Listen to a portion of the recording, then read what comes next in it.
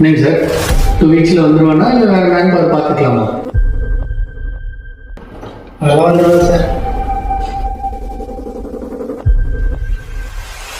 இன்னையோட 7 வருஷம் ஆச்சு.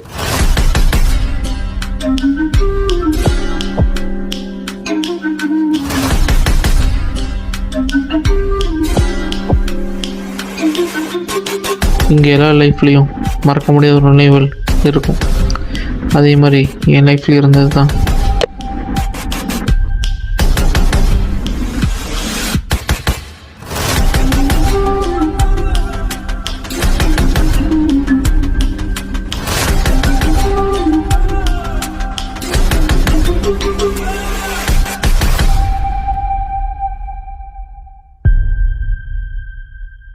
விஜய்